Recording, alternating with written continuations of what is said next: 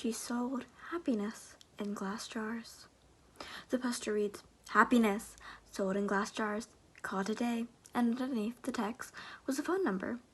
I was walking home from a long, exhausting day of work when I caught a glimpse of a paper stamp on an old telephone pole. I took a picture of it thinking it was amusing. I was going to show my wife once I got to our apartment, but I was caught up with chores and forgot about it. Dinner, dishes, laundry, packing a snack for our daughter, putting her to bed, then putting her toys away that she'd left out in the living room. Every night, it was the exact same routine. The next day I woke up back to back with my wife. I already had to get up earlier than she did for my job, so I quietly got up, ready for my day, and headed out the door. At work, I was updating the company's latest expense report. Most days were familiar to this one. They were basically paying me to stare at a couple of computers for 9 hours a day and import a couple of numbers in the spreadsheet. I finished my work pretty quickly, so I decided to head out of the office early. It also helped that it was Friday and a lot of people leave early at the end of the week. On my walk back, I was thinking of what my life had become. I did this often. I always dreamed of traveling when I was younger. I wanted to drive across the country or solo backpack across Europe. Then I met Casey. Don't get me wrong, I loved Casey. I mean, I still do. We just don't have that spark anymore.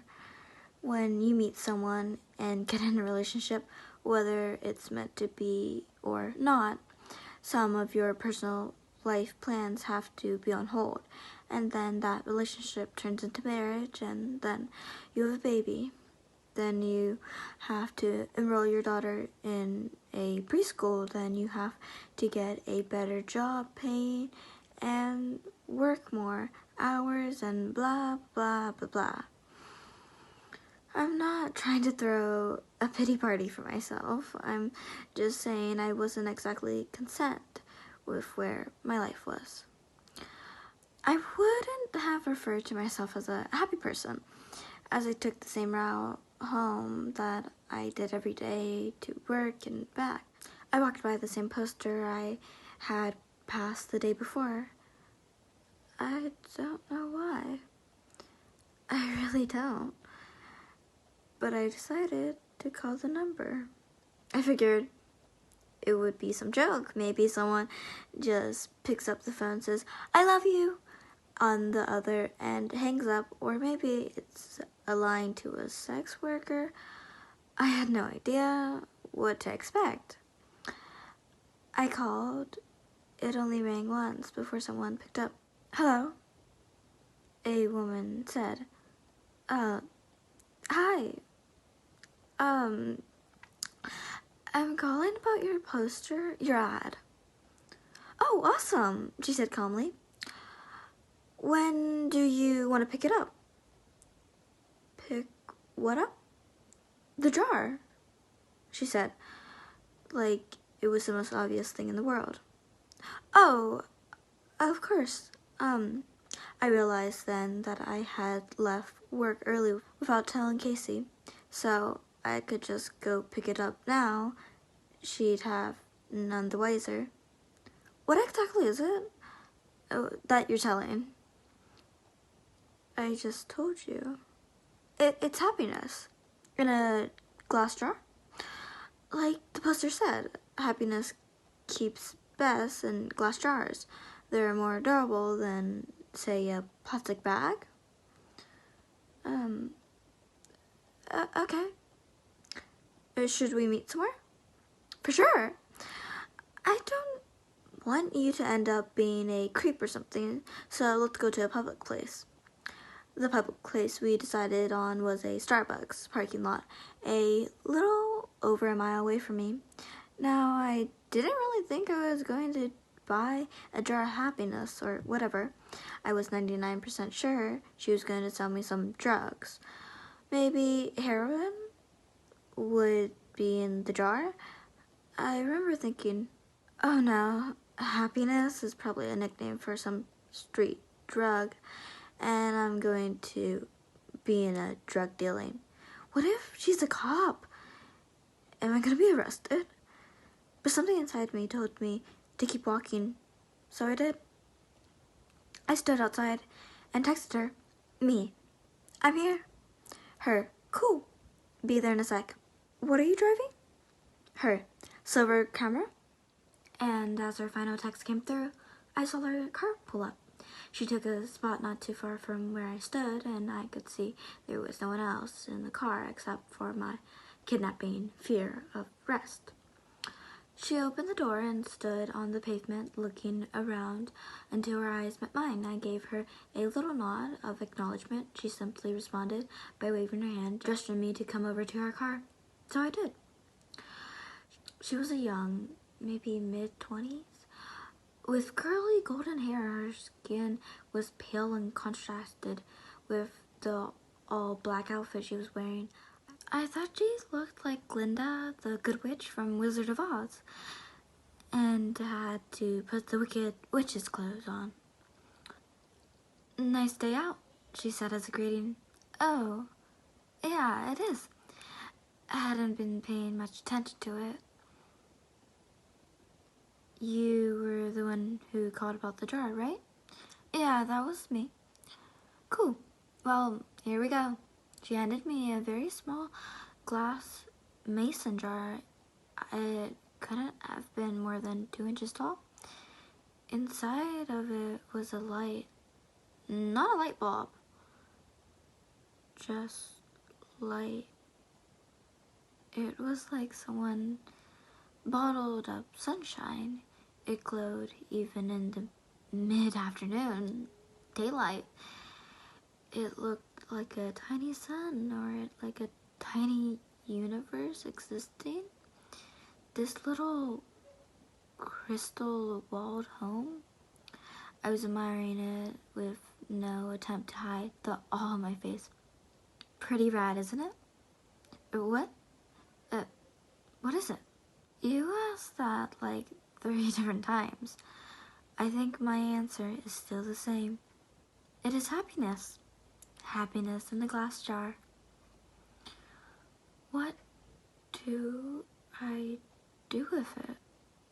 Keep it, she said simply. If you have any problems, shoot me a message. She started getting to a car. Oh, wait, I said. I thought you were selling this. How much is it? Don't worry, man, she said. You'll pay. She closed the door and I stepped out of her way as she backed up, then drove off. What the hell just happened? What was I holding? I looked down at the jar again.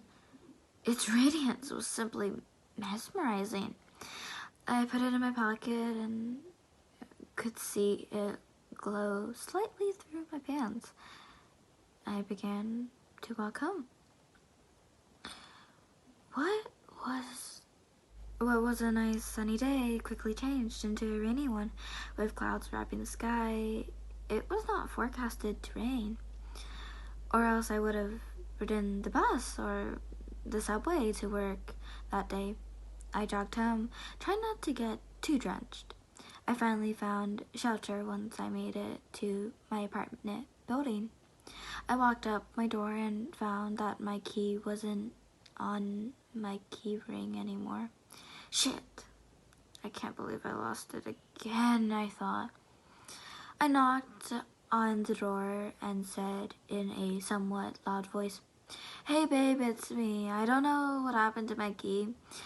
I heard the door being unlocked from the other side of the door. Then the door opened.